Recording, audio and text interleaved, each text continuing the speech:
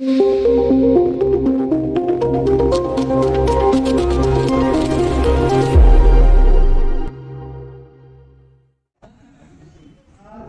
आज आपण जुन्नर तालुक्यात पिंपरी पेंढरा येथे बिबट्याच्या हल्ल्यात महिलेचा मृत्यू झालेला आहे. त्या ठिकाणी आपणही भेट दिली.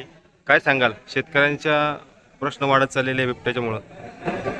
या सगळ्या समस्या केवळ एका कायद्यामुळे तयार झालेल्या आहेत. परवा इथं एका मुलाचा असा बिबट्याने हल्ला करून ठार केला आणि ती बातमी वाचून मी आलो. तर इथं आलो तर तिथं कळालं की आत्ताच तासाभरापूर्वी आणखी एका महिलेवर हल्ला झाला. मग तिथेही आम्ही जाऊन आलो.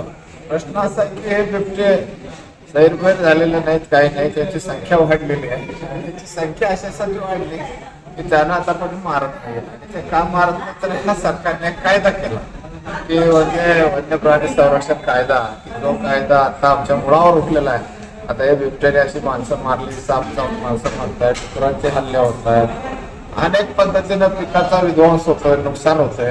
तेव्हा या सगळ्या कायदा रद्द झाला पाहिजे याची मागणी आहे. जर सरकारने आता ऐकलं नाही तर आम्हाला एक मोठं आंदोलन या विषयावर उभं करावं लागेल. ते आम्ही जनरलपासूनच सुरू करून तयारी चालली. शासन त्याच्याकडं या मागणी जरी आहे, शासन दुर्लक्ष करतंय. साधारणतः शेतकरी आक्रमक आहेत.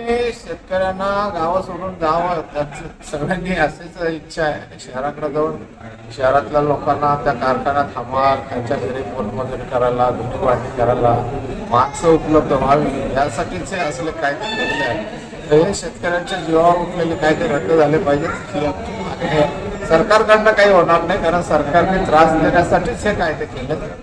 आता सरकारशी दोन हात लोकांनी केले पाहिजे, तरच काहीतरी फायदा होईल. सरकारला काही यानिमित्त काय इशारा द्याल आपण?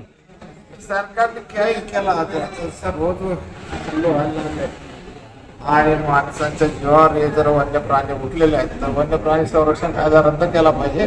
नाही केला तर आम्ही मोठं आंदोलन उभं करू.